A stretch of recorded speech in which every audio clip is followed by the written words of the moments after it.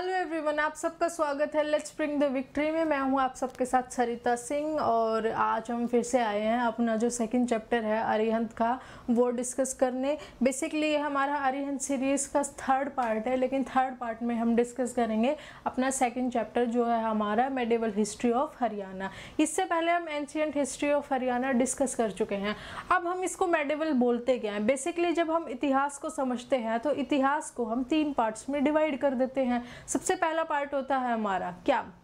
सबसे पहला पार्ट होता है हमारा एंशिएंट हिस्ट्री, सेकंड पार्ट होता है हमारा मेडिवल हिस्ट्री और थर्ड पार्ट होता है हमारा मॉडर्न हिस्ट्री। तो एंशिएंट हिस्ट्री ऑफ हरियाणा वो हम ऑलरेडी डिस्कस कर चुके हैं, मतलब प्राचीन इतिहास है जो हरियाणा का वो हम ऑलरेडी डिस्कस कर चुके हैं। आज हम डिस्कस करेंगे मध्यकालीन इतिहास, ठीक है, मेडिवल हिस्ट्री ऑफ हरियाणा। तो ये मध्यकालीन इतिहास, इसके दौरान हम क्या डिस्कस करेंगे? किस काल को मध्यकालीन बोला जाता है, इसको मध्यकालीन ही क्यों बोला जाता है? अब हिस्ट्री को तीसरे 3 पार्ट्स में हमने डिवाइड तो कर दिया। अब जो सेकंड पार्ट होता है हमारा, जो बीच वाला पार्ट होता है, उस पार्ट को हम मध्यकालीन या फिर मेडिवल हिस्ट्री क्यों बोलते हैं? इस काल के दौरान हुआ क्या था? तो इस काल को हम मध्यकालीन इसलिए बोला जाता है क्योंकि इस काल के दौरान जो मुस्लिम्स हैं उनके भारत पर आक्रमण हुए थे और जो मुगल राज्य है वो भारत में स्थापित हुआ था, और इसी काल को बोलते हैं हम मेडिवल पीरियड, मतलब मेडिवल हिस्ट्री ऑफ हरियाणा आज हम डिस्कस करेंगे। ठीक है, तो चलिए शुरू करते हैं मेडिवल हिस्ट्री ऑफ हरियाणा। ठीक है, मेडिवल हिस्ट्री ऑफ हरियाणा से बेसिकली हमारा क्या मतलब होता है कि medieval history of Haryana was the period, ये वो पीरियड है जब मुस्लिम इन्वेशन हुए, मतलब मुसलमानों के जब भारत पर आक्रमण हुए और जो मुस्लिम है, जो मुगल एम्पायर है वो कहाँ हुआ? इंडिया में एस्टेब्लिश हुआ। उस काल को हम बोलते हैं मध्यकालीन भारतीय इतिहास या फिर मध्यकालीन हरियाणा इतिहास, जो आज हम डिस्कस करने जा रहे हैं। ठीक है, होप है आप सबकी समझ आ गया होगा। हरियाणा का मध्यकालीन इतिहास वह दौर था जब मुस्लिम आक्रमण हुए और भारत में मुगल साम्राज्य स्थापित हुआ। अब इसमें सबसे पहले हम डिस्कस करेंगे तोमर डायनेस्टी। अब तोमर डायनेस्टी क्यों? इससे पहले जब एंशिएंट क्लास हुई थी, हमारी ancient history of Haryana class हुई थी, उसमें हमने देखा था कि जो सबसे बाद में अगर किसी का रूल रह गया तो अगर कोई डायनेस्टी बची थी तो वो थी हमारी प्रतिहारा और गुज्जर डायनेस्टी। ठीक है, प्रतिहारा और गुज्जरा डायनेस्टी थी। उसमें से क्या हुआ कि उसके बाद फिर सीधी कौन सी डायनेस्टी आई? वो आई हमारी तोमर डायनेस्टी, जो हम कंसिडर करते हैं मेडिवल काल में, मतलब मध्यकालीन इतिहास में हम जिसको हम कंसिडर करते हैं। तो इसमें क्या बोला इन्होंने? Tomar dynasty after the decline of Pratihara rule. जब प्रतिहारा रूल का डिक्लाइन हो गया, जब प्रतिहारा रूल एकदम पतन पर आ गया, उसके बाद कौन सी डायनेस्टी एस्टैब्लिश हुई? वो थी हमारी तोमर डायनेस्टी। और तोमर डायनेस्टी के कौन थे रूलर? सबसे पहले अनंगपाल तोमर। ठीक है, ये हमारे रूलर रहे हैं 10वीं सेंचुरी के दौरान, अनंगपाल तोमर। ठीक है, जिन्होंने दिल्ली सिटी को हरियाणा की क्या बनाया? कैपिटल बनाया, राजधानी बना दिया था जिन्होंने।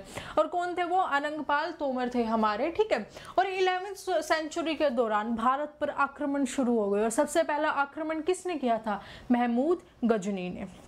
ठीक है, अब उनके आक्रमण की हम कहानी जानते हैं आगे। ठीक है, अब ये बारी आती है इन्वेशन ऑफ महमूद गजनी। ठीक है, महमूद गजनी का आक्रमण। जब महमूद गजनी का आक्रमण हुआ भारत पर, तो सबसे पहले कहाँ आक्रमण किया महमूद गजनी ने?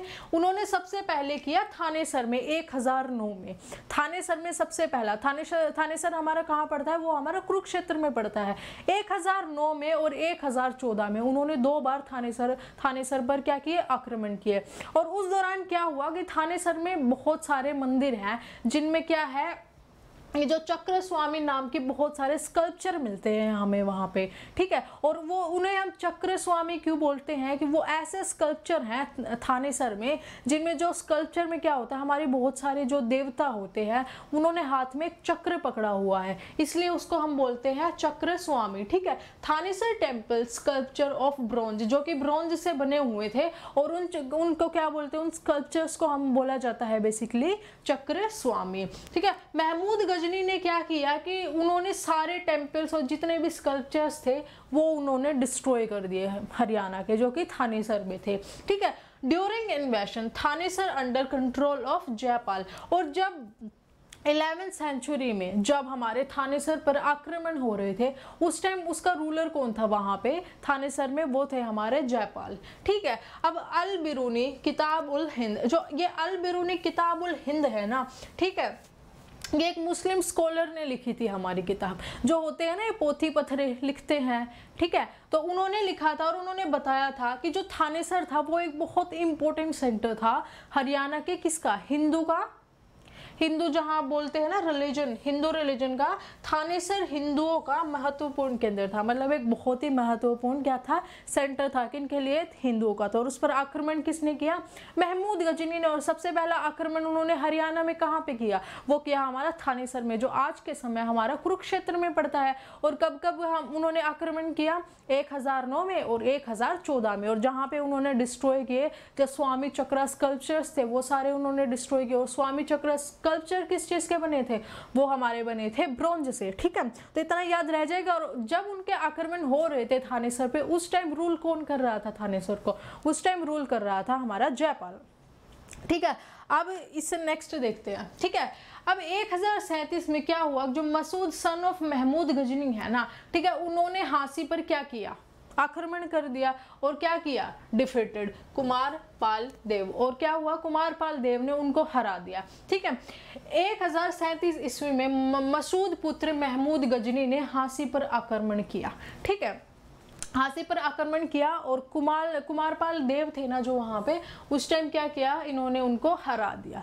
ठीक है, अब बारी आती है 1043 में, जो मवदूद था ना। अब ये मवदूद किसका सन है? मसूद का सन है। और मसूद किसका सन था? वो था महमूद का सन। ठीक है, तो ऐसे याद करना है आपको ये सीक्वेंस में। Son of Masud Ghazni invaded Haryana. ठीक है, उसने क्या किया? हरियाणा को इन्वेड किया। अब जैसे ही मसूद है, मसूद ने तो हरा दिया कुमारपाल देव को, ठीक है, लेकिन ये जो मवदूद है, मवदूद ने क्या किया? इसने बहुत बड़ी हार का सामना करना पड़ा। ठीक है, और वो हार किसके दौरान हुए?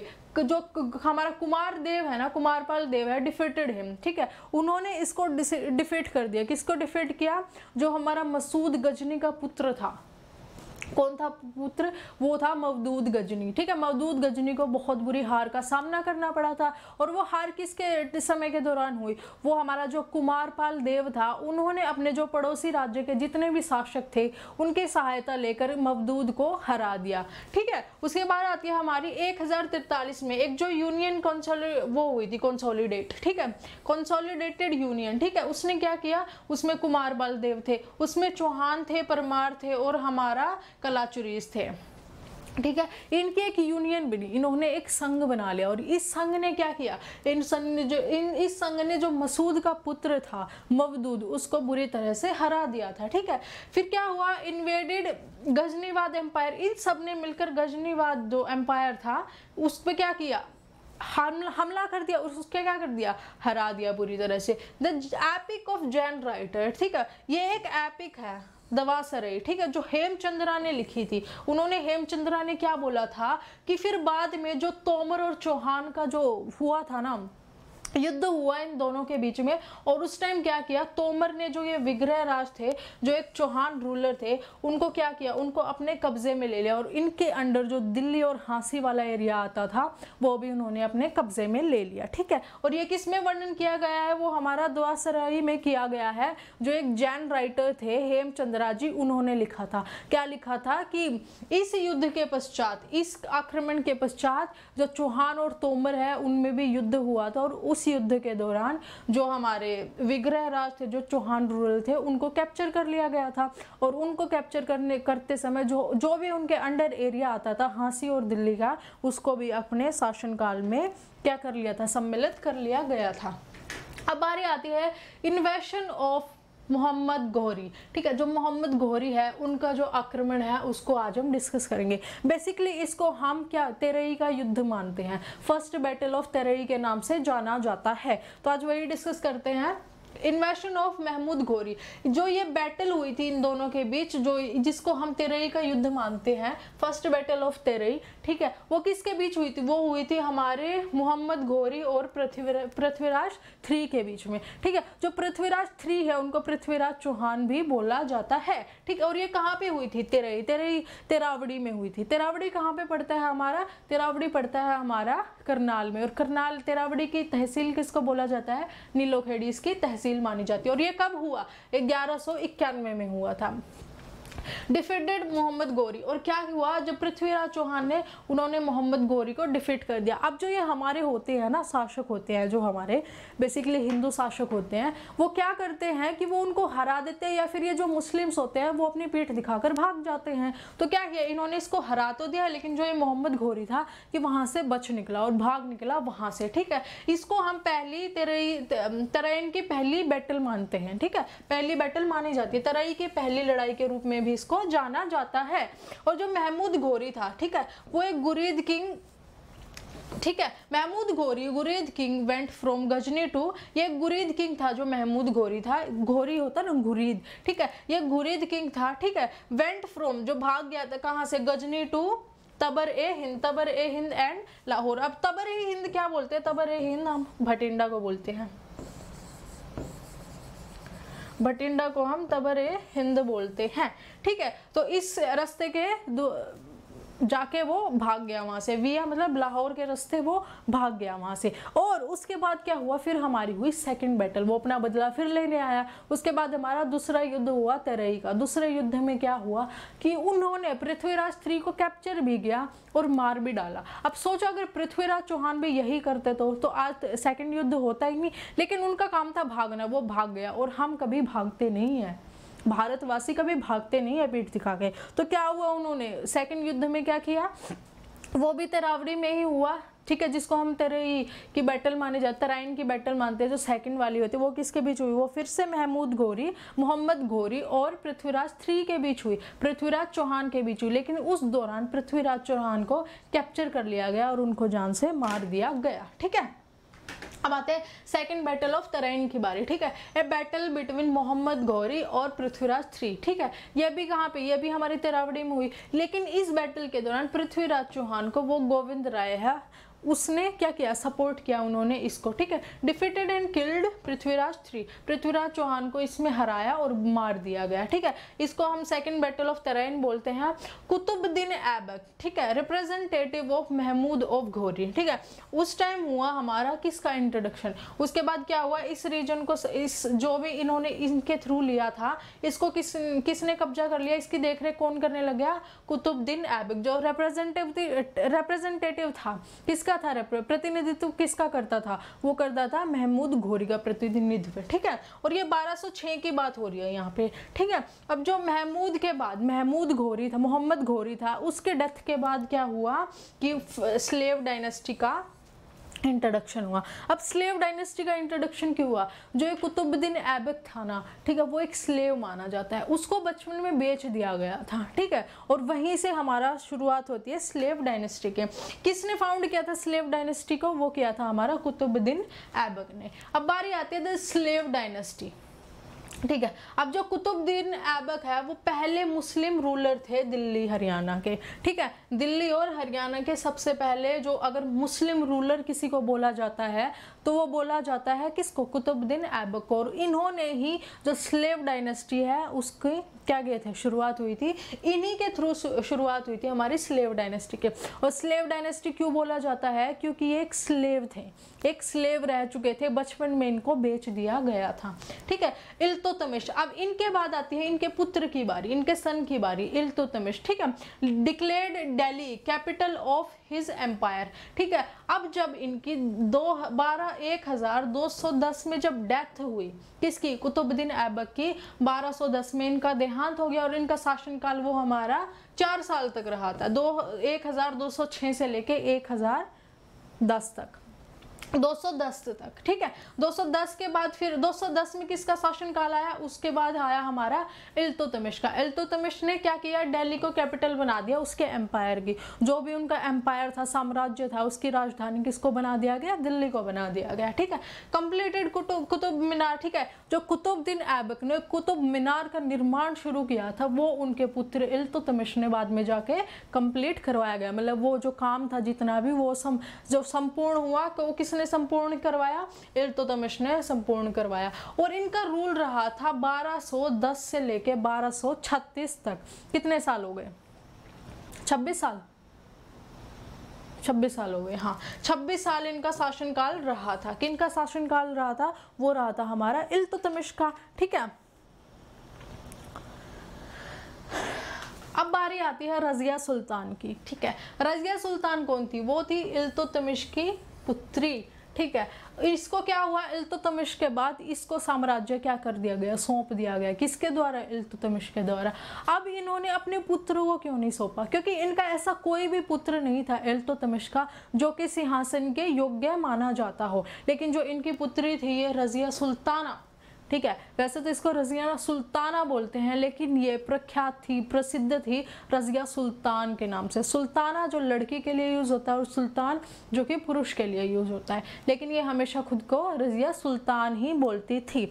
अब ये रजिया सुल्ताना को क्यों दिया गया, ये साम्राज्य क्यों दिया गया, क्योंकि जब ये बचपन में थी, ये बचपन से ही बहुत होनहार थी। लड़कों की तरह इसने लड़ना सीखा था, लड़कों की तरह इसने हर कार्य किए थे। कार्य जैसे कि कौन कौन से अस्त्र शस्त्र चलाना, जितनी भी कलाकृतियाँ थे ये सब इन्होंने सीख ली थी। और ये लड़कों की तरह ही रहना, खाना पीना इनका सब होता था। कपड़े भी ये लड़कों जैसे ही पहनती थी। तो उन्होंने इल्तुतमिश ने सोचा कि इस साम्राज्य के लिए सबसे लायक रजिया सुल्तान है, तो रजिया सुल्तान को उन्होंने ये क्या अपना साम्राज्य और सिंहासन सौंप दिया। First women to set on throne, जो सिंहासन पर बैठने वाली सबसे पहली जो मुस्लिम कौन थी, वुमेन थी, वो थी हमारी रजिया सुल्ताना, ठीक है। Revolts happen in Lahore and Bathinda. Razia Sultan के शासनकाल के दौरान बहुत सारे विद्रोह हुए और उनमें से सबसे फेमस विद्रोह माने जाते हैं, जो महत्वपूर्ण है, वो हमारा लाहौर और भटिंडा का विद्रोह माना जाता है, ठीक है। लेकिन इनको 1236 में बना दिया था इनको, लेकिन 1240 में क्या हुआ, इनको मार दिया गया, ठीक है। अब इनका शासनकाल 3 साल ही रहा था, ठीक है। इनके शासनकाल के दौरान क्या हुआ था कि जो उनका आर्मी चीफ होता है या फिर जो वजीर हम जिसको बोलते हैं, उन्होंने भी इनके अगेंस्ट खड़ा एक अलग से ही उन्होंने सेना बना ली थी इनके विरुद्ध कि हम लड़कियों से काम नहीं लेंगे, एक कोई लड़की है वो हमें ऑर्डर नहीं दे सकती, तो इनके अगेंस्ट वो खड़े हो गए थे। फिर जो उनके इल्तुतमिश की जो दूसरी पत्नी थी, उनके बेटे भी खड़े हो गए थे कि हमें क्यों ना ये सिंहासन सौंपा जाए, जबकि उसके दौरान इसको एक बार सिंहासन से हटा भी दिया गया था। लेकिन फिर से इन्होंने अपना जो सिंहासन है, अपना जो साम्राज्य है, वो फिर से इन्होंने रीगेन किया, फिर से प्राप्त किया। लेकिन इसके बाद जो इनका कज़न ब्रदर था, उन्होंने इसको और इनके हस्बैंड को जेल में डाल दिया था, जहाँ से वो फरार होने में एकदम सक्षम रहे थे। लेकिन जब वे फरार हो रहे थे, कह तो रहे हैं कि लुटेरों के एक झुंड ने इनको मार दिया, लेकिन ऐसा माना जाता है कि इनके कज़न ब्रदर ने ही इनको मरवाया था। तो ये कहाँ पे इनकी डेथ हुई थी, वो इनकी कैथल के पास जो डेथ हुई थी इनकी, और वहाँ पे ना एक डोम भी मिलती है रजिया सुल्तान की, कहाँ पे, कैथल में मिलती है। अब हिंदी में देख लेते हैं एक बार, ठीक है। रजिया सुल्ताना, ठीक है, इल्तुतमिश की बेटी थी, वो सिंहासन पर स्थापित होने वाली सबसे पहली महिला थी। विद्रोह लाहौर और भटिंडा में हुए सबसे जो मेन विद्रोह माने जाते हैं इनके शासन के दौरान, ठीक है, वो लाहौर और भटिंडा में माने जाते हैं। कैथल के पास 1240 में इनके क्या हुई, मृत्यु हो गई, ठीक है। और कैथल में इनकी एक बहुत ही फेमस क्या है, इनकी एक डोम है जो कहाँ पर स्थित है, हमारी कैथल। अब आपसे पूछ लिया जाए कि जो रजिया सुल्ताना की डोम है वो कहाँ पर स्थित है, कौन सी डिस्ट्रिक्ट में स्थित है, तो वो हमारे स्थित है कैथल में, ठीक है। अब बारी आती है बालबान, ठीक है। इनकी ये अब जो रजिया सुल्ताना का खत्म हुआ ना शासनकाल 1240 में, उसके बाद सीधा बालबान शासन की बात की जाती है। और यही बालबान शासन है जहाँ से मुगल साम्राज्य की शुरुआत होती है, ठीक है। अब बालबान ये 1266 1266 में आए। इनका इंट्रोडक्शन हुआ जब हमारी हिस्ट्री में, वो 1266 में हुआ। ट्राई टू डिस्ट्रॉय मेवाती, और इन्होंने जो हमारे मेवाती थे ना उनको खत्मा करने की बहुत कोशिश की इन्होंने, ठीक है। इन्होंने जो गोपालगिरी फोर्ट है ना, गुरुग्राम और दिल्ली के बॉर्डर पे है, ये भी उन्होंने बनवाया। किन्होंने बनवाया? बालबान ने बनवाया, ठीक है। कहाँ पर स्थित है वो? गुड़गांव और दिल्ली के बॉर्डर पर हमारा स्थित है। अब बारी आती है खिलजी डायनेस्टी की। किसके बारी आती है? खिलजी डायनेस्टी की, ठीक है। खिलजी है ना, हाँ, खिलजी डायनेस्टी की बात आती है। ये सेकंड मुस्लिम डायनेस्टी बोलते हैं हम इसको, कि कौन सी डायनेस्टी? सेकंड मुस्लिम डायनेस्टी। और इससे पहली डायनेस्टी कौन सी थी हमारी? कोई स्लाइड छूट तो नहीं गई ना मुझसे?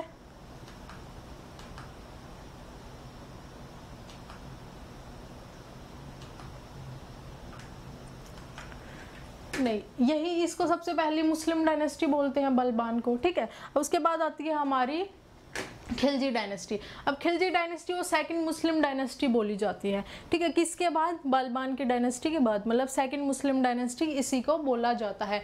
ये एस्टैब्लिश किसके द्वारा की गई थी? जलालुद्दीन फिरोज खिलजी के द्वारा, मतलब जलालुद्दीन फिरोज खिलजी के द्वारा इसकी क्या की थी? एस्टैब्लिशमेंट की गई थी।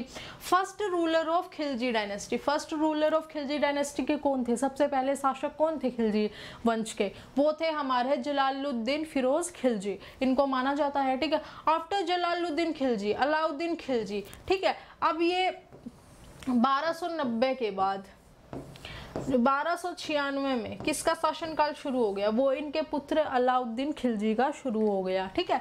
अब बारी आती है तुगलक डायनेस्टी की। ये आपको सिर्फ मोटा मोटा याद करना है कि किसके बाद किसका शासनकाल आया और कौन से ईयर में आया, ठीक है। बेसिकली आपको ईयर, शासनकाल और जो मेन इंपॉर्टेंट जगह है ना वो बताई गई है, सिर्फ वो ही याद करनी है आपको। अब बारी आती है तुगलक डायनेस्टी की, जो तुगलक वंश है उसकी बारी आती है, ठीक है। ये फाउंडेड बाय गाजी मलिक, गाजी मलिक के द्वारा इसको 1320 में क्या किया? फाउंड किया गया, ठीक है। गजनी महमूद द्वारा स्थापित किया गया 1230 में, ठीक है। अब ये घियाथ अलाउद्दीन तुगलक, ठीक है। अब ये था तो मलिक, और तुगलक कैसे बोलते हैं? क्योंकि इन्होंने ना खुद ही एक टाइटल धारण कर लिया, ठीक है। एक स्पेसिफिक टाइटल इन्होंने खुद के लिए धारण कर लिया, और वो टाइटल क्या था हमारा? घियाथ अल दिन तुगलक, ठीक है। घियाथ अल दिन तुगलक, ये वाला टाइटल है।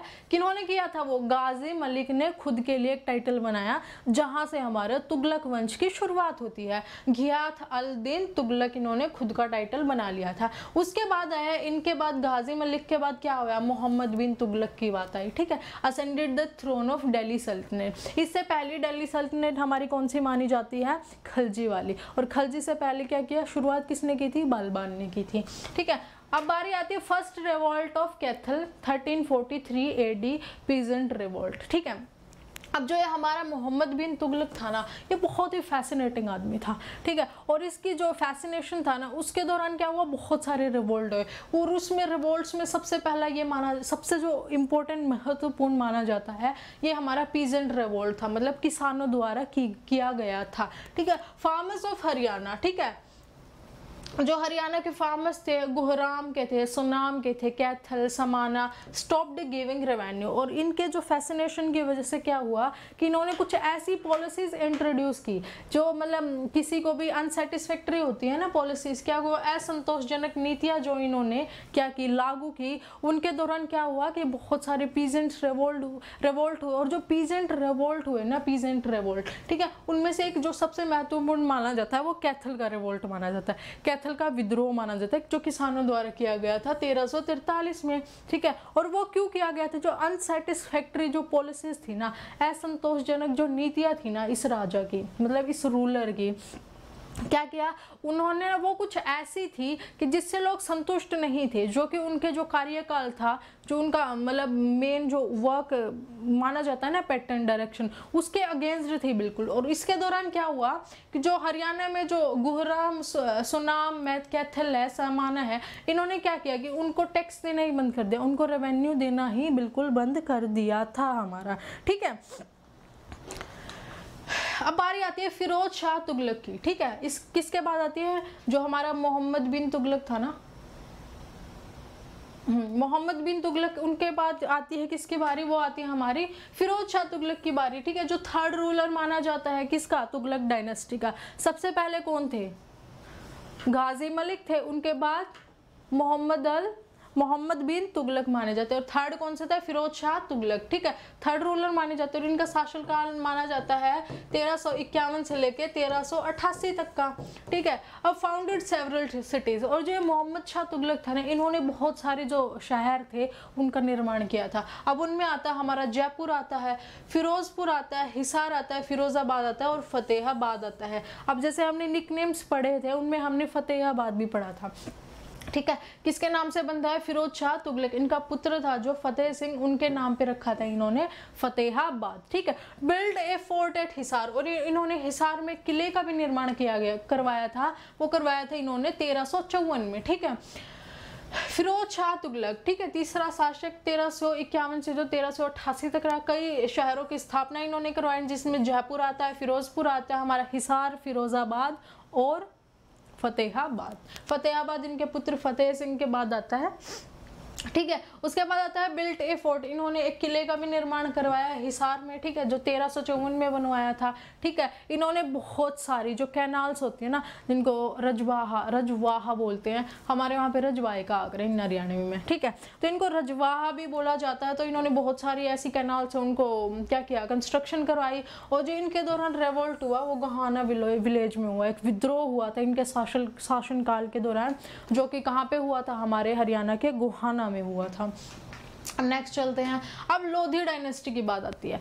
ये जो मुस्लिम की लास्ट डायनेस्टी थी, क्या थी? मुस्लिम्स की लास्ट डायनेस्टी थी। ठीक है, तो क्या थी ये? कि कितना शासनकाल था इनका? ये था हमारा 1451 से लेके 1526। 1526 के बाद क्या हुआ कि भारत में किसका शासनकाल शुरू हो गया? वो हो गया हमारा बाबर का। और बाबर के दौरान ही क्या हुआ था? पानीपत का पहला युद्ध लड़ा गया था।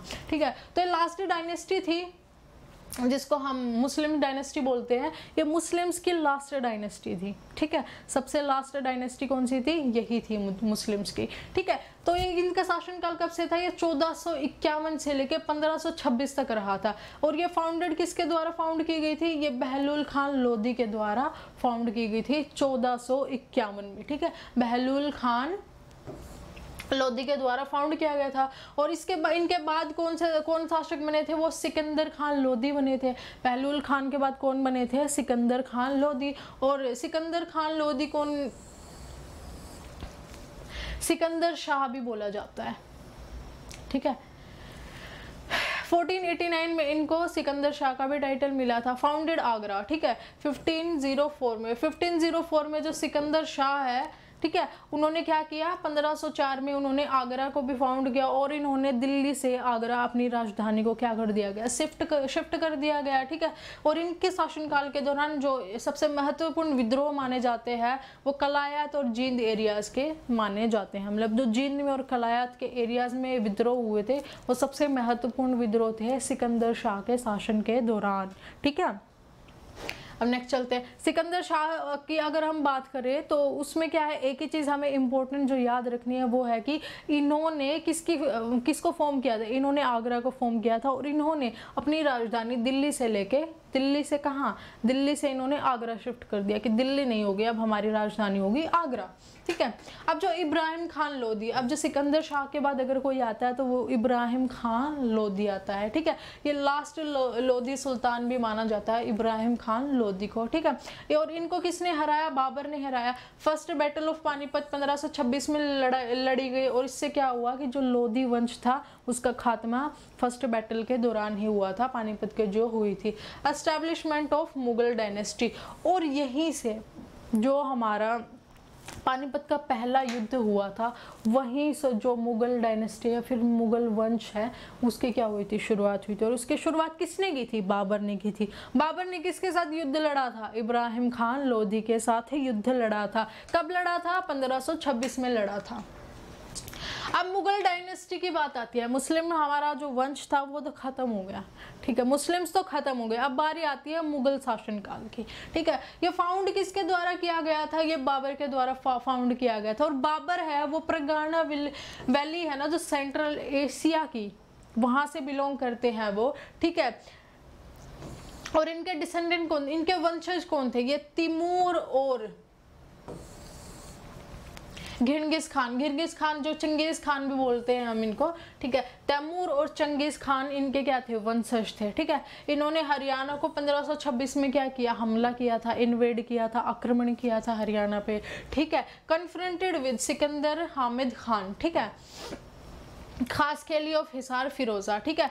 जो सिकंदर हामिद खान थे ना, खास खेली ऑफ हिसार के और जो फिरोजा, हिसार और फिरोजा पहले दोनों को साथ में कंसिडर किया जाता था। तो कहाँ से बिलोंग करते थे ये, मतलब कहाँ के शासक थे ये उस टाइम जब किसका, बाबर का इन्वेशन हुआ, बाबर ने जब इन्वेड किया, आक्रमण किया, उस टाइम जो हिसार में किसका शासन चल रहा था, वो चल रहा था हमारा सिकंदर हामिद खान खालखेसी में, ठीक है। ड्यूरिंग इन्वेशन, ठीक है, जलाल खान रूलर थे जो ताउर परगाना, जो ताउर परगाना है ना, ये एक एरिया माना जाता है स्पेसिफिकली। ये कहाँ पे पड़ता है, ये हमारा सेंट्रल एशिया में पड़ता है, ठीक है। और उस टाइम कौन थे, उस टाइम किनका इन्वेशन हुआ था, जलाल खान का। जलाल खान का क्या हुआ था, आक्रमण हुआ था। हिंदी में देख लेते हैं। हरियाणा पर आक्रमण किया 1526 में, हिसार के सिकंदर हामिद खान खालखेसी के साथ सामना किया गया किस, ठीक है, फिरोजा भी इसी के साथ कंसिडर किया जाता है। हिंदी में ट्रांसलेशन के दौरान ऐसा हो जाता है। आक्रमण के दौरान जलाल खान शासक रहे तौर परगाना के, ठीक है। जब आक्रमण हुआ उसके दौरान कौन शासक थे, जलाल खान, ठीक है। तौर परगाना के, तौर परगाना कहाँ पड़ता है, सेंट्रल एशिया में पड़ता है हमारा, ठीक है। अब बारी आती है first battle of Panipat. First battle of Panipat ये हमने पीछे भी डिस्कस कर ही लिया है। वो इब्राहिम लोदी और बाबर के बीच हुई थी, ठीक है। वो कब हुई थी, हमारे 21 अप्रैल 1526 को, जिसमें लोदी क्या हुई थी, डिफीट हुआ था। और जो लोधी वंश था वहीं से उसका खात्मा हो गया था, ठीक है। मुगल रूल एस्टेब्लिश हुआ, ठीक है, ऑल ओवर द कंट्री, ठीक है। जो कॉन्कर्ड टेरिटरी थी ना, और जो बाबर ने जो टेरिटरी जीती थी ना, जो जगहें जीती थी, ठीक है, उनको क्या किया गया, ठीक है। टेरिटरी को क्या बोलते हैं, सरकारी जिलों में विभाजित क्षेत्र, ठीक है। जो भी क्षेत्र उन्होंने कॉन्कर किए थे, मतलब जो जीते थे, उनको इन्होंने 4 पार्ट्स में डिवाइड कर दिया गया। और वो पार्ट्स कहाँ के थे, हरियाणा के थे। अब कौन सी जो गवर्नमेंट डिस्ट्रिक्ट बनाया था उन्होंने, दिल्ली गवर्नमेंट को बुलाया था, ठीक है, मेवात गवर्नमेंट को बनाया था, हिसार गवर्नमेंट और सरहिंद गवर्नमेंट, ठीक है। दिल्ली सरकार, मेवात सरकार, ठीक है, हिसार सरकार और सरहिंद सरकार, इन 4 पार्ट्स में डिवाइड कर दिया गया था। और ये 4 पार्ट आपको याद करने बहुत ज़्यादा महत्वपूर्ण है। और किसने डिवाइड किया था, किसने किया था, बाबर ने किया था। किसके खात्मे के बाद, इब्राहिम लोदी के खात्मे के बाद। इब्राहिम लोदी के खात्मे से किसका खात्मा होता है, लोदी डायनेस्टी का, लोदी वंश का खात्मा होता है। और लोदी वंश का खात्मा कब हुआ था, वो हुआ था 1526 में, ठीक है। अब 1527 में इन्होंने, जो ये बाबर था ना, इन्होंने बहुत सारे लोगों के साथ युद्ध किया, मतलब बहुत सारे युद्ध लड़े थे बाबर ने, ठीक है। उसके बाद 1526 के बाद आता है 1527 की बैटल, ठीक है, जो राणा संगा के साथ हुई थी। मारवाड़ के जो मेवाड़ के जो राणा संगा थे, जो रूलर थे, ठीक है, उनके साथ की, कहाँ पे, खानवा में इनकी क्या हुई थी, जो बैटल हुई थी बाबर के और जो राणा संगा के बीच में हुई थी, ठीक है। वो कब हुई थी, 1527 में हुई थी। और सेकंड बैटल इन्होंने की चंदेरी में की थी 1528 में। जो अदर बैटल जो इनके अलावा जो बैटल मानी जाती है, वो हमारी मालवा की मानी जाती है 1528 में। और बैटल ऑफ घाघरा जो बिहार में जो इन्होंने युद्ध किया था बाबर ने, वो मानी जाती है हमारी इंपॉर्टेंट जो बैटल्स इन्होंने लड़ी थी। किन्होंने लड़ी थी, बाबर ने लड़ी थी, ठीक है। Most terrible revolt took place in 1530 इन कैथल, ठीक है। 1530 में जो बहुत ही घातक विद्रोह हुआ था, वो बाबर के शासनकाल के दौरान हुआ था। और कहाँ पे हुआ था, वो हुआ था हमारा कैथल में, ठीक है। अब बारी आती है आफ्टर डेथ ऑफ बाबर, ठीक है। उनका जो सन था हुमायूं, कहते हैं ना बाबर के बाद हुमायूं, हुमायूं के बाद अकबर, अकबर के बाद शाहजहां, शाहजहां के बाद औरंगजेब, औरंगजेब, जहांगीर भी कहीं आता है क्या, जहांगीर भी आता है बीच में शायद, पता नहीं, इतना ध्यान नहीं है। बाबर, हुमायूं, अकबर, शाहजहां, औरंगजेब, अकबर, जहांगीर, शाहजहां, औरंगजेब, पता नहीं, एक सीक्वेंस चाहिए, हम इसमें डिस्कस कर लेंगे, ठीक है। एक जहांगीर का थोड़ा पंगा रह जाता है, वो देख लेंगे, ठीक है। हुमायूं, जो हमारा हुमायूं था, उन्होंने क्या किया, जो सिंहासन है उनको सौंप दिया गया 1530 में। किसकी डेथ हुई थी, बाबर की डेथ हुई थी, ठीक है। और 1530 में इन्होंने क्या किया था, 1530 में इन्होंने युद्ध किया था ना, रिवोल्ट हुआ था 1530 में कैथल का, ठीक है। और उसके बाद आती है मेवात ऑफ हिज ब्रदर। अब जो ये हुमायूं 1530 में बना था ना, इन्होंने क्या किया कि जो इनके ब्रदर थे उनमें टेरिटरीज को डिवाइड कर दिया गया, मतलब जो क्षेत्र थे उनका विभाजन कर दिया गया। इन्होंने अपने जो भाई है उनके बीच में इनको बांट दिया गया क्षेत्र को। अब जो मेवात वाला क्षेत्र है वो उन्होंने अपने हिंदल मिर्जा जो भाई हैं उनको दे दिया गया, और जो हिसार और सरहिंद वाला है वो कमरान मिर्जा को दे दिया गया। ठीक है, इन दो ये जो क्षेत्र है ना, मेवात वाला और हिसार और सरहिंद वाला, मेवात वाला किसको दिया था? हिंदल मिर्जा को।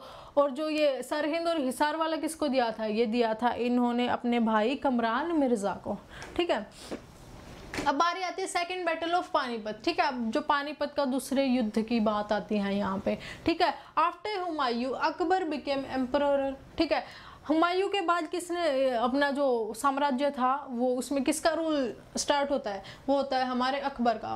हुमायूं के बाद आती है अकबर की बारी। ठीक है, सेकंड बैटल बिटवीन, ठीक है, Hemu Hemchandra and forces of Mughals. ठीक है, ऑफ अकबर। अब ये हेमू हेमचंद्रा है कौन? ठीक है, जिनके साथ युद्ध हुआ, ये एक हिंदू शासक थे। ठीक है, हिंदू शासक थे जो सूरी डायनेस्टी सुनी है ना आपने? ठीक है, सूरी डायनेस्टी के ये जो आर्मी के चीफ होते हैं वो रह चुके हैं ये। ठीक है, इन्होंने क्या किया, फिर इन्होंने जो मुगल्स थे उनके अगेंस्ट अपनी लड़ाई शुरू कर दी। ठीक है, और इनका युद्ध हुआ। अब जैसे सेकंड बैटल ऑफ पानीपत मानी जाती है, पानीपत का दूसरा युद्ध है, वो किसके बीच माना जाता है? वो हेमू और अकबर के बीच माना जाता है। अकबर उनमें डायरेक्ट लड़े नहीं थे, अकबर की फोर्सेज लड़ी थी, और अकबर की फोर्सेज से लड़ते हुए हेमचंद्रा को क्या हुआ था? मार दिया गया था। Hemchandra was defeated and killed by Mughal army. ठीक है, हेमू लास्ट हिंदू रूलर, ठीक है, जिन्होंने जो दिल्ली का जो सिंहासन था ना उस पे बैठने वाले लास्ट हिंदू रूलर थे। और लास्ट हिंदू रूलर कौन थे? जो दिल्ली के सिंहासन पर बैठे थे, दिल्ली का साम्राज्य जिन्होंने क्या किया था, अपने अंडर लिया था, वो कौन थे? वो हमारे हेमचंद्रा हेमू थे। अब हेमचंद्रा की मैंने बात किया है, military chief of Afghan king. ठीक है, आदिल शाह सूरी। ठीक है, सूरी डायनेस्टी के जो मिलिट्री चीफ थी आदिल शाह की, उसके जो मिलिट्री थी उनके मिलिट्री चीफ रह चुके कौन? हेमू, जिनको हम हेमचंद्रा बोलते हैं।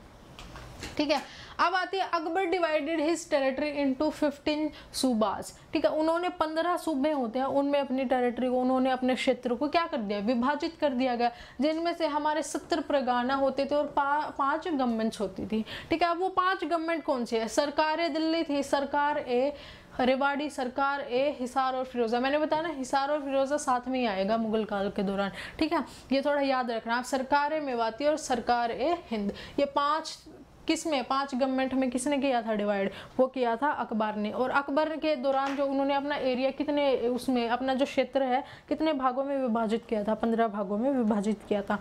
और उसमें क्या थे? 70 जो परगना थे और 5 थी गवर्नमेंट। अब गवर्नमेंट कौन सी है? कौन कौन सी थी गवर्नमेंट? वो गवर्नमेंट थी हमारी सरकार ए दिल्ली, सरकार ए रेवाड़ी, सरकार ए हिसार, सरकार ए मेवात और सरकार ए हिंदी। ठीक है, ये 5 हमारी गवर्नमेंट थी उस दौरान। अब बारी आता है लेटर मुगल पीरियड। अब मुगल पीरियड के बाद का जो काल आता है उस पीरियड को हम क्या बोलते हैं? मतलब उस पीरियड के दौरान हुआ क्या था? आफ्टर अकबर, जो उनका अकबर का पुत्र था जहांगीर, मैंने बोला ना। अब इसको सीक्वेंस में क्या बोले कि बाबर का बेटा हुमायूं, हुमायूं का अकबर, अकबर का जहांगीर, जहांगीर का शाहजहां, शाहजहां का औरंगजेब। तो ऐसे याद रखना है आपको। ठीक है, तो अकबर के बाद कौन बनना? उनका 4th मुगल एम्परर कौन रहा है? वो रहे हैं हमारे जहांगीर। उनके बाद शाहजहां रहे हैं। जहांगीर कब रहा था? 1605 से शुरू हुआ था, और 1628 में कौन बना था? वो बना था हमारा शाहजहां। शाहजहां के बाद कौन? जो शाहजहां था ना वो बड़ा ही आर्ट लवर और बिल्डर था। ठीक है, उनको आर्ट्स बहुत पसंद थी, और शाहजहां ने ही आगरा में ताजमहल बनवाया था अपनी प्रिय पत्नी मुमताज के लिए। ठीक है, तो ये बड़ा ही आर्ट लवर और बिल्डर बोला जाता है इनको, कंसिडर्ड। ठीक है, an not and, an art lover and builder. ठीक है, अब दारा सुको जो इस शाहजहां का पुत्र था ना, वो शेख चिली था ना, उनका चेला था, डिसिपल माना जाता है, शिष्य माना जाता है। कौन माना जाता है? जो इनका शाहजहां का जो पुत्र था ना दारा सुको, ठीक है, उसको शेख चिली का चेला माना जाता है, मतलब शिष्य माना जाता है। Remained in contact with Thanesar. और जो दारा सुको है ये एक इकलौता मुगल डायनेस्टी का वो था, ठीक है, जो इस शासन काल के दौरान भी थानेसर से क्या था? जोड़ा हुआ था। क्यों जोड़ा हुआ था? क्योंकि थानेसर में क्या थे, उनके जो गुरु थे शेख चिली, ठीक है, उनसे इनका सीधा संबंध था दारा शुको का। दारा शुको किसका पुत्र था? शाहजहां का पुत्र था, ठीक है। Made a tomb after death of Sheikh Chilli. जब शेख चिली की डेथ हुई ना तो दारा शुको ने क्या किया, उनके लिए एक वो बनवाई, टॉम्ब बनवाई, ठीक है।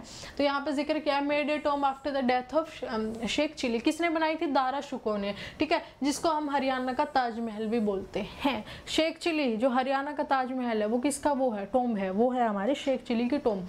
और शेख चिली की टॉम्ब किसने बनवाई थी? वो बनवाई थी किसने? दारा शुको ने। After Shahjahan Aurangzeb 6th ruler, ठीक है, ये 1658 में कौन बन गया था? वो बन गया था हमारा औरंगजेब। किसके बाद? शाहजहां के बाद, ठीक है। औरंगजेब के दौरान है ना बहुत सारे विद्रोह हुए, मतलब बहुत सारे। इनका कभी काम में मन ही नहीं था। इनकी ऐसी नीतियां थी ही नहीं कि किसी भी साम्राज्य को मतलब या सिंहासन की जो अपनी पदवी है उसकी गरिमा बनाए रखे, नहीं, इनके ऐसे कोई कामकाज थे नहीं, ठीक है। तो इनके जो शासनकाल है इसके दौरान बहुत सारे विद्रोह हुए, ठीक है। और इसमें एक जो इम्पोर्टेंट माना जाता है वो सतनामी विद्रोह माना जाता है, ठीक है, जो नारनौल में हुआ 1672 में। और जो जाट रिवोल्ट हुआ हमारा, जाट रिवोल्ट कहाँ पे हुआ? सोंद और सिंसिनी में। कहाँ पे हुआ? सोंद और सिंसिनी में जाट विद्रोह हुआ 1680 में। और 1652 में कहाँ पे हुआ? 1652 में हमारा सतनामी विद्रोह हुआ, ठीक है। कहाँ पे हुआ था? वो हमारा नारनौल में हुआ था। कब हुआ था? 1672 में, ठीक है। अब बारी आती है नेक्स्ट, रिवोल्ट ऑफ बंदा बैरागी। बंदा बैरागी का जो विद्रोह था, ठीक है, वो क्या था, ठीक है। बंदा बैरागी, ठीक है, जो सिखों की जो मिलिट्री थी ना वो गुरु गोबिंद के बाद किसने संभाली थी? उसका जो देखरेख किसने संभाली थी? उसकी सारी वो संभाली थी हमारी बंदा बैरागी ने, ठीक है। जो बंदा बैरागी ने जो Sikh military activities and campaign against Mughal, जो मुगल के अगेंस्ट जो भी उन्होंने कैंपेन वगैरह या फिर जो भी मिलिट्री उन्होंने फॉर्म की थी, बनाई थी, उसकी देखरेख गुरु गोविंद सिंह के बाद किसने की थी? बंदा बैरागी ने की थी, ठीक है।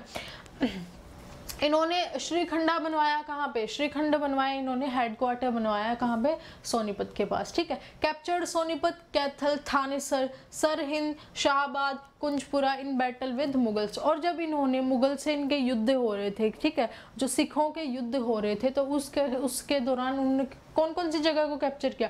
उन्होंने सोनीपत ले लिया मुसलमानों से, मुगलों से, मुसलमानी मुगलों से सोनीपत ले लिया उन्होंने, कैथल भी ले लिया मुगलों से, थानेसर ले लिया, सरहिंद, शाहबाद, कुंजपुरा, ठीक है। और किसके युद्ध के दौरान? जब उनके युद्ध चल रहे थे मुगल्स के साथ, ठीक है। अब बहादुर शाह डिफीटेड हिम। जो बहादुर शाह था ना उन्होंने क्या किया? हरा दिया बंदा बहादुर को, ठीक है। 3 wars between Karnal and Narwari area है ना, जो 1710 में 3 क्या हुए? युद्ध हुए। किसके बीच? सिखों के और मुगलों के बीच। कब हुए थे? वो हुए थे हमारे 1710 में, ठीक है। अब बारी आती है आहिर रूलर ऑफ रेवाड़ी। जो आहिर रूलर थे रेवाड़ी के, उनकी बारी आती है, ठीक है। इनको एस्टैब्लिश किसने किया था? वो नंदराम ने किया था। किसने एस्टैब्लिश किया था? जो आहिर वो होती है वंश, वो किसने एस्टैब्लिश किया था? वो किया था हमारा नंदराम ने। आहिर ऑफ गढ़ी बोली विलेज, ठीक है, गढ़ी बोली विलेज के आहिर माना जाता है इनको, ठीक है। ड्यूरिंग पीरियड ऑफ औरंगजेब के पीरियड के दौरान किसकी स्थापना हुई थी? हमारी आहिर डायनेस्टी के, ठीक है, during period of Aurangzeb. After him, ठीक है, बालकिशन रूलर ऑफ आहिर, मतलब जो ये हमारे नंदराम थे ना उनके बाद रूलर कौन बना था? वो बने थे हमारे बालकिशन बने थे, ठीक है। अब महमूद शाह गेव हिम। अब जो ये बालकिशन थे ना हमारे, ठीक है, ये बहुत ही होनहार, मतलब मानते हैं ना एकदम साहसी और होनहार इंसान होता है, वो हमारे बालकिशन थे। और फिर क्या हुआ? जो मोहम्मद शाह था ना मुगलों का, ठीक है, जो बाद में रह गए थे, मुगल शासक था, उन्होंने क्या किया? शमशेर बहादुर का टाइटल किसको दिया गया? बालकिशन को। बालकिशन को क्या टाइटल दिया गया? शमशेर बहादुर। क्यों थे बहादुर? क्योंकि बहुत साहसी थे, ठीक है। इनमें ऐसी बहुत सारी कलाओं से ये निपुण थे जो युद्ध में इस्तेमाल की जाती हैं, इसलिए बालकिशन को क्या कर दिया गया? किसका वो दिया टाइटल? क्या टाइटल दिया इन्होंने? शमशेर बहादुर। और शमशेर बहादुर किस उससे बिलोंग करते हैं? वो करते हैं हमारी आहिर से, ठीक है। इतनी बात आ गई होगी समझ, होप, ठीक है। इंपॉर्टेंट रूलर ऑफ आहिर, जो इंपॉर्टेंट रूलर्स थे इनके बाद, जो बालकृष्ण थे जिनको शमशेर बहादुर भी बोला जाता है, उनके बाद कौन थे? वो था हमारा गुजरमाल, ठीक है। अब भवानी सिंह और बहुत सारे थे इनके बाद, ठीक है। तो ये इंपॉर्टेंट क्या है, गुजरमल और भवानी सिंह, ठीक है। किसके बाद, बालकृष्ण के बाद। बालकृष्ण को क्या टाइटल दिया गया था, बालकृष्ण को टाइटल दिया गया था शमशेर बहादुर। इन्वेशन ऑफ नादिर शाह, ये बहुत बढ़िया टॉपिक आ गया हमारा डिस्कस के लिए, ठीक है, जिसको आज हम डिस्कस करेंगे। जो नादिर शाह था, इन मुगलों ने ना क्या नाक में दम कर दिया था सबकी, क्या कर दिया था, नाक में दम कर दिया था। तो नादिर शाह ने क्या किया कि अपने बहुत सारे रिप्रेजेंटेटिव है वो मोहम्मद शाह के उसमें कोर्ट में उन्होंने भेजे, ठीक है, बातचीत के लिए। लेकिन क्या किया, मोहम्मद शाह थे ना जो, उन्होंने क्या किया, उनके जितना रिप्रेजेंटेटिव है ना उनके साथ बहुत ही बुरा सलूक किया और बड़े ही अभद्र व्यवहार उनके साथ उन्होंने क्या की, उनसे बातचीत की, मतलब उनकी बेइज्जती करके वहां से हर बार भगा दिया गया था। और नादिर शाह भाई ठहरा बहुत ही दिमाग वाला आदमी। तो क्या हुआ कि युद्ध, नादिर शाह ने युद्ध डिक्लेयर कर दिया। अब जैसे नादिर शाह वहां से आ रहे थे ना, पंजाब की साइड से आ रहे थे, और ये जो मोहम्मद शाह थे ये हमारा दिल्ली की तरफ से चले। अब ये वहां पे पहुंचे ही नहीं थे, करनाल ही पहुंचे थे। और करनाल से क्या हुआ, वहां पे वो आ गए, एक ना वो पिक्चर है वो मैं अपलोड कर दूंगी टेलीग्राम चैनल पे। और हाँ, जिसको क्लास की इन्फॉर्मेशन चाहिए ना कि क्लास कब क्या होती है या फिर पीडीएफ वगैरह चाहिए, वो टेलीग्राम चैनल को फॉलो कर लीजिएगा, इसी नाम से है, लेट्स ब्रिंग द विक्ट्री है। तो आप प्लीज़ टेलीग्राम चैनल को फॉलो कीजिए अगर आपको क्लासेस अच्छी लग रही हैं तो चलिए आगे देखते हैं। तो जैसे ही वो करनाल पहुंचे, उधर से नादिर शाह के, अब जैसे ये जो मोहम्मद शाह थे ना, इसकी जो आर्मी थी ना वो बहुत बड़ी थी, मतलब लगा लो अप्रोक्सीमेटली 3 लाख लोग थे इनके आर्मी में, ठीक है, जिसको 25 किलोमीटर लंबी और 3 किलोमीटर चौड़ी भी बोला जाता है इसकी आर्मी को। लेकिन एक हंसने वाली बात मैं बताती हूँ, जो नादिर शाह वहां से आ रहे थे ना, उन्होंने इनकी जो आर्मी थी ना, इनकी मिलिट्री को 3 घंटे में पछाड़ दिया। जो युद्ध हुआ इनके बीच करनाल में, ठीक है, 1739 में जो युद्ध हुआ, नादिर शाह ने मोहम्मद शाह की क्या कर दिया, नादिर जो हमारे शाह थे उनने मोहम्मद खान की क्या कर दिया, मिलिट्री को 3 घंटे में परास्त, 3 घंटे में उनकी बोलती बंद कर दी, ठीक है। तो वही आज हम डिस्कस करेंगे। और इसके बाद पता है क्या हुआ, जैसे मिलिट्री इन्होंने, अब उन्होंने लेना था बदला बेसिकली, ठीक है, बदला लेना था, क्योंकि इन्होंने जो भी अपने जो प्रतिनिधि होते हैं उनको भेजा, रिप्रेजेंटेटिव को इनकी कोर्ट में भेजा, लेकिन इन्होंने हर बार उनकी बेइज्जती करके उनको वहां से भगा दिया। अब नादिर शाह ने बदला लेने के लिए बस उन्होंने क्या किया, वो आए, उन्होंने दिल्ली में बहुत बड़ा प्लंडर, मतलब लूटपाट बहुत मचाई दिल्ली में, ठीक है। और दिल्ली में ऐसी लूटपाट मचाई कि जो मुगलों का वो था ना ताज था, ठीक है, वो भी ले गए, और जो कोहिनूर हीरा था उनके पास वो भी ले गए, ठीक है, सब कुछ लूट लिया उनसे। और ये ऐसी लूटपाट हुई नादिर शाह के बाद, उसके बाद जो मुगल थे वो कभी उभर ही नहीं पाए, मतलब वहीं से जो मुगल है ना उनका डिक्लाइन, उनका पतन एकदम वहीं से शुरू हुआ था। नादिर शाह ने जो आक्रमण किया था उसके पश्चात जो मुगल हैं वो एकदम परास्त हो गए, ठीक है। अब जो बैटल बिटवीन नादिर शाह, ठीक है, जो कि एक ईरानियन थे, ठीक है, बेसिकली इनको पर्शियन बोला जाता है। अब जो ये पर्शिया में जो इनका जो देख रेख हुआ, लेकिन बाद में फिर क्या हुआ कि वो ईरान में आ गए किसी कामवश, ठीक है। जो क्या थे, ईरानियन एडवेंचरर थे। अब मोहम्मद शाह रंगीला मुगल एम्पोरर, ठीक है। अब जो मोहम्मद शाह था, रंगीला था ना, अब रंगीला ही नाम से समझ लो कितनी ताकत होगी इस बेचारे में, ठीक है। अब नादिर शाह ने क्या किया कि अपने रिप्रेजेंटेटिव बार बार मोहम्मद शाह की क्या कोर्ट में भेजे, और इन्होंने बार बार क्या किया, उनकी मतलब बेइज्जती कर दी, उनसे अच्छा सलूक नहीं किया। और इसका बदला लेने के लिए किस किस के बीच में, नादिर शाह और मोहम्मद शाह रंगीला के बीच हुआ, ये क्या हुआ, इन्वेशन हुआ जो नादिर शाह का। वो कहाँ पे हुआ था, करनाल में हुआ था 1739 में, ठीक है। Mohammad Shah suffered decisive defeat, मतलब बहुत बुरी तरह से मोहम्मद शाह को डिफीट कर दिया। और मोहम्मद शाह पता है हारने के बाद जो उनके वो थे ना, मेरे को एग्जैक्ट ध्यान नहीं आ रहा, हाँ शायद नादिर शाह ने इनको अपनी आर्मी में ही ले लिया था, अपनी आर्मी में ही शामिल कर लिया था मोहम्मद शाह को, ठीक है। Nadir Shah ruler of Persia, जो पर्शिया के रूलर थे, जो कि रूल तो पर्शिया में करते थे लेकिन थे वो ईरानियन, ठीक है। A violation by Mohammad Shah and ill treatment of his representative cause of his invasion, यहाँ पे इसमें मेंशन किया गया है ना, ठीक है। मोहम्मद शाह द्वारा उल्लेख और उनके प्रतिनिधियों के आक्रमण के कारण उनके उपचार के दौरान होने वाले, मतलब जो इल ट्रीटमेंट था ना, इल ट्रीट मतलब बुरा व्यवहार करना किसी के साथ, ठीक है। उनके साथ बहुत बुरा व्यवहार किया, जो भी इन्होंने नादिर शाह ने अपने प्रतिनिधि भेजे थे उनके साथ बहुत बुरा व्यवहार किया, और यही कारण था इन्वेशन का, आक्रमण का सबसे बड़ा कारण यही था। हिंदी में थोड़ा ट्रांसलेशन में गलती हो रखी है तो ये वाला मत लेना। इनका मेन कहना ये है कि वायलेशन क्या होती है, हिंसा होती है। जो मोहम्मद शाह द्वारा हिंसा और जो बुरा व्यवहार, इल ट्रीटमेंट बोलते हैं बुरा व्यवहार, किसके, हिज कौन है यहाँ पे, नादिर शाह, ठीक है। नादिर शाह के जो रिप्रेजेंटेटिव थे ना, ठीक है, उनसे जो वायलेशन वाला बिहेवियर और जो उनका अभद्र व्यवहार उनके साथ किया गया था ना, इल ट्रीटमेंट किया गया था, वही कॉज होता है, कारण ऑफ किसका, हिज इन्वेशन, जो इनका आक्रमण था उसका कारण यही था कि इन्होंने क्या किया, मोहम्मद शाह ने उसके जो रिप्रेजेंटेटिव थे उनके साथ बहुत अभद्र व्यवहार किया गया था, ठीक है।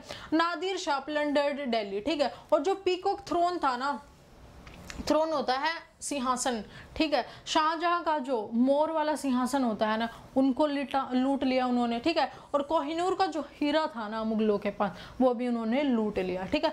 Mughal emperor never recovered from destruction, और इसके बाद मुगल एम्परर है वो कभी मतलब उस आघात से कभी बाहर निकल ही नहीं पाए, वहीं से उनका पतन क्या हो गया, शुरू हो गया। हिंदी में देख लो, मुगल सम्राट विनाश से कभी उभर ही नहीं पाया। जो मुगल सम्राट था, फिर मुगल लोग थे, वो कभी उससे उभर ही नहीं पाए, क्योंकि सब कुछ लूट लिया था नादिर शाह ने।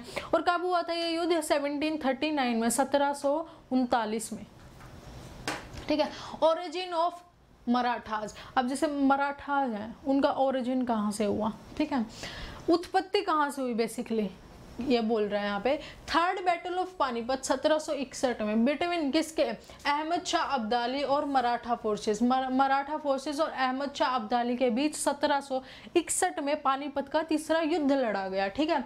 जिसमें क्या हुआ, मराठास वॉज डिफीटेड, और मराठा क्या थे, जो हमारे मराठा थे उनकी बहुत बुरी हार हुई इसमें। मुगल एम्पोरर, ठीक है, Alamgir gave out Kurukshetra to Maratha, और जो मुगल एम्पोरर थे उन्होंने आलमगढ़ है ना, आलमगढ़ जो कुरुक्षेत्र में पड़ता है, वो किसका कर दिया गया, gave out Kurukshetra to Maratha by expressing, और अपना ग्रेटिट्यूड है वो एक्सप्रेस करते हुए मराठियों के प्रति उन्होंने 1754 में, जो आलमगढ़ है, ठीक है, मुगल एम्पोरर था, उन्होंने कुरुक्षेत्र किसको दे दिया गया था, मराठाओं को दे दिया गया था। मुगल सम्राट, ठीक है, आलमगीर ने मराठी के प्रति अपनी कृतज्ञता व्यक्त करते हुए मराठा को कुरुक्षेत्र दिया 17 अक्टूबर 1754 में, ठीक है। Led to third battle of Panipat, और इसी के कारण क्या हुआ, अहमद शाह अब्दाली था, इसी से गुस्सा खा के उन्होंने जो थर्ड बैटल है पानीपत की, वो क्या किया, उसका युद्ध शुरू कर दिया। अब ये बोले अगर इसको आलमगीर को कि भाई तूने क्यों दिया कुरुक्षेत्र मुगलों को, तुम्हें बड़ी उनकी चिंता हो रही है, तो इसी चीज से गुस्सा खा के जो हमारे जो अहमद शाह अब्दाली है, इन्होंने क्या किया, मराठाओं पे युद्ध बोल दिया 1761 में, और 1761 में क्या हुआ, पानीपत का तीसरा युद्ध माना जाता है, ठीक है। तो ऐसे याद कर लेना ये।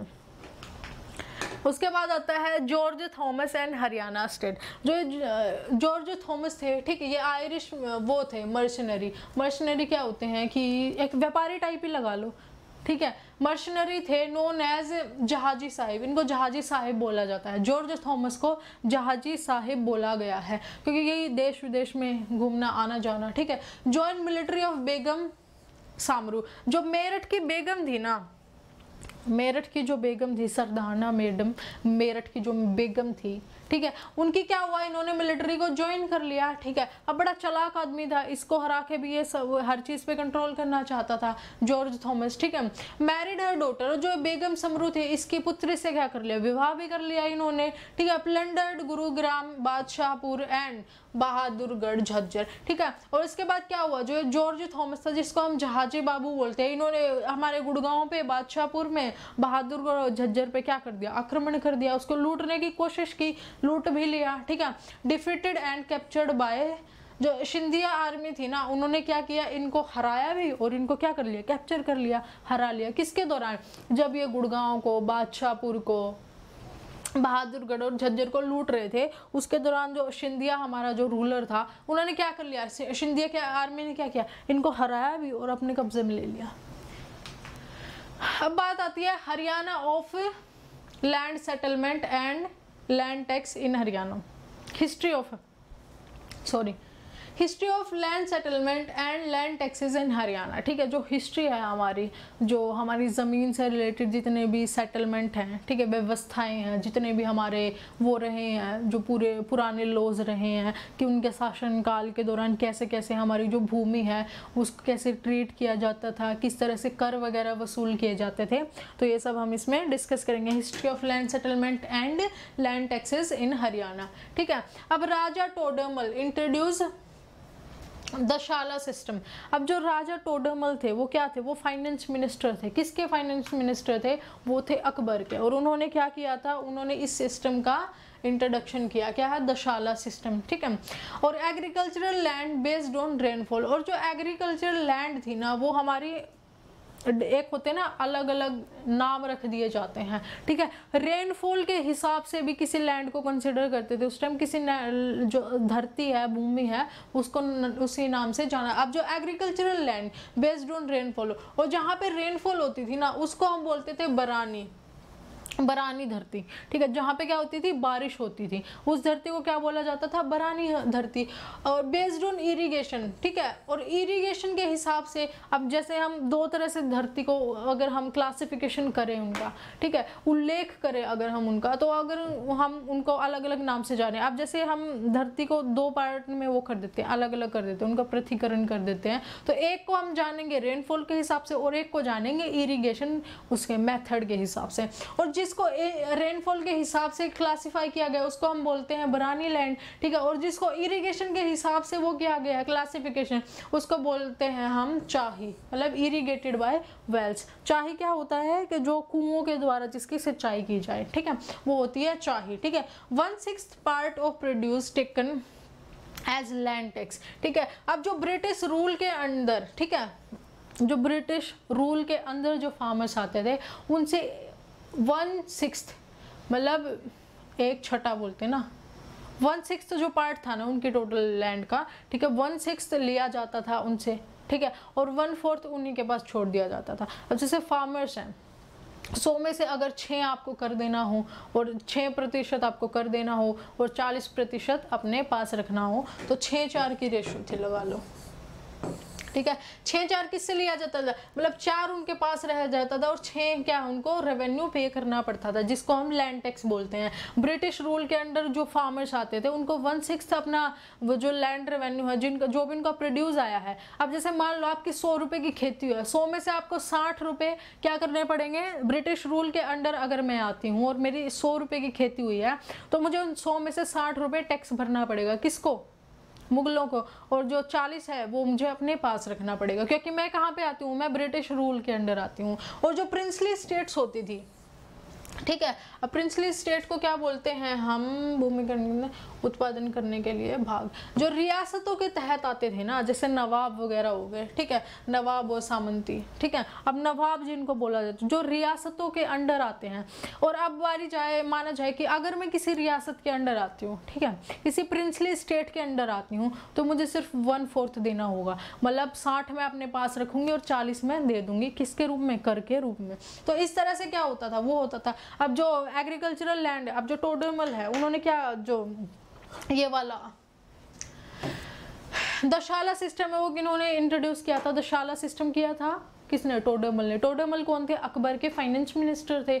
और जो हमारी लैंड है जिसको हम रेनफॉल के हिसाब से क्लासिफाई करते हैं उसको हम बरानी लैंड बोलते हैं, और जिसको हम इरिगेशन के हिसाब से वो करते हैं, क्लासिफिकेशन करते हैं, उसको हम चाही लैंड बोलते हैं। अब चाही लैंड कैसे बोलते हैं, उसको ना जो उसकी सच्चाई है वो कुओं के द्वारा करवाई जाती थी। जो कुएं होते हैं उनमें पानी होता है। अब जैसे एक सिस्टम देखा होगा कि बैल है, उन पर कुछ पीछे कमर पे बांधा हुआ है और वो घूम रहे हैं और पानी निकल के आ रहा है, ठीक है, तो चाही उसको बोला जाता था। उस जिस तरह से, इस तरह से जिस भी लैंड की सिंचाई होती थी उसको चाही बोलते थे।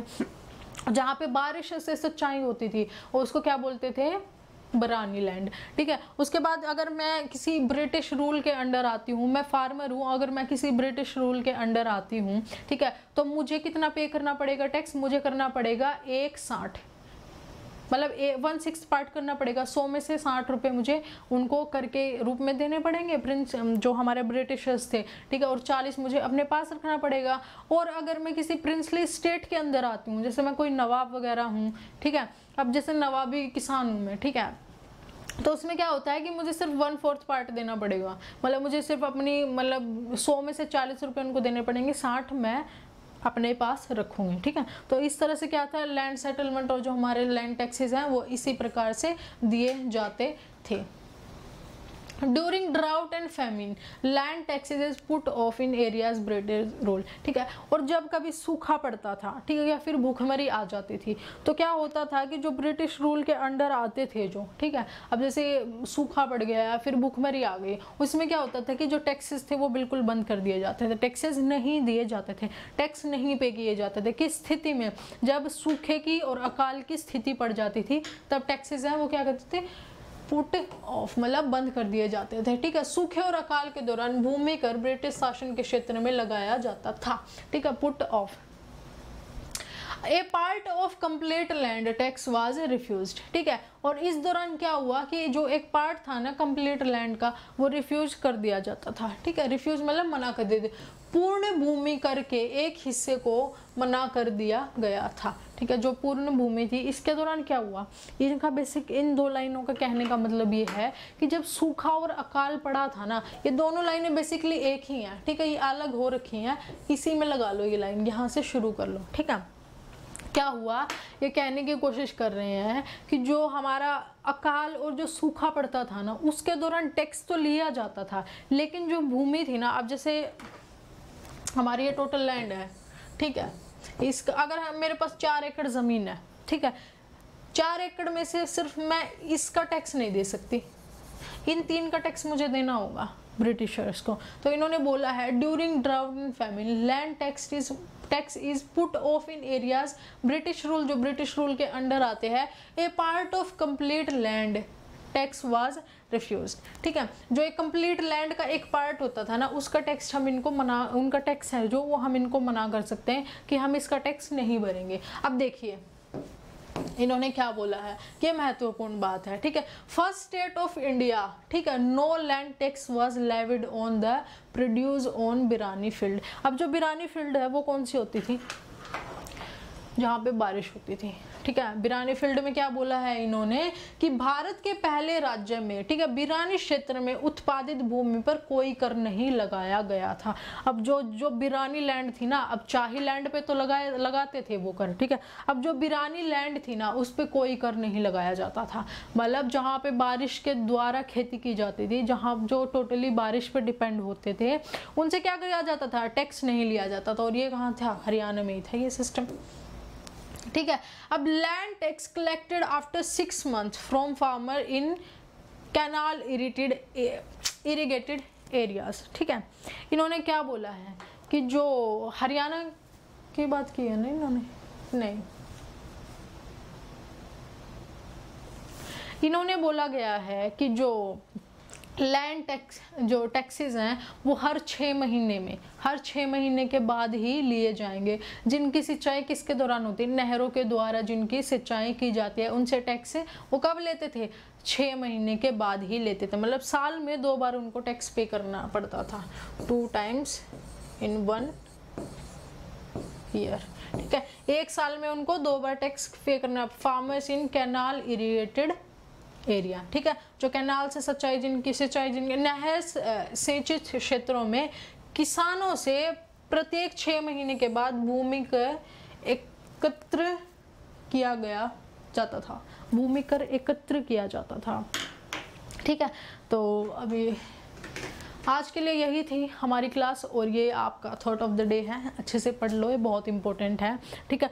Your direction is more important then your speed. मतलब इम्पोर्टेंट ये नहीं है कि आप किस स्पीड से जा रहे हो, इम्पोर्टेंट ये है कि आप किस डायरेक्शन में जा रहे हो। अब आपकी मंजिल है उस डायरेक्शन में और आप जा रहे हो इस डायरेक्शन में, तो अब किस स्पीड से आप जा रहे हो वो मैटर नहीं करता, मैटर करता है कि किस डायरेक्शन में जा रहे हो आप, ठीक है। आपकी दिशा क्या है, गति नहीं महत्वपूर्ण है, क्या महत्वपूर्ण है, आपकी दिशा क्या है, कौन सी डायरेक्शन में आप जा रहे हो। तो हमेशा अपनी डायरेक्शन पर फोकस कीजिए, स्पीड पर नहीं, ठीक है। स्पीड तो ठीक है, स्पीड तो हम चला लेंगे, लेकिन सबसे पहले निर्धारित करनी पड़ती है हमें अपनी दिशा। तो अपनी दिशा निर्धारित कीजिए और अपनी सही डायरेक्शन में जाइए, ठीक है। और सही डायरेक्शन जब आपको मिल जाए तब अपनी स्पीड कम करनी है ज़्यादा करनी है आपके ऊपर डिपेंड करती है। तो आज के लिए यही थी हमारी क्लास, ठीक है। होप आपकी सब समझ आया होगा, ठीक है। होप आपकी सब समझ आया होगा। लेकिन जाने से पहले एक रिक्वेस्ट है मेरी आप सब लोगों से, अगर क्लास अच्छी लगती है तो प्लीज़ लाइक कर दिया करो। चैनल अगर क्लास अच्छी लगे और आगे भी देखनी है तो चैनल को सब्सक्राइब कर देना याद से। और अगर क्लास से रिलेटेड जो भी आपको इन्फॉर्मेशन चाहिए या फिर PDF वगैरह चाहिए तो मेरे टेलीग्राम चैनल को जाके क्या कर लीजिएगा, सब्सक्राइब कर लीजिएगा, ठीक है। थैंक यू वेरी मच और टेक केयर एवरीवन। ख्याल रखिए, कोरोना चल रहा है, अपने घर के अंदर रहिए, stay safe, stay home, okay.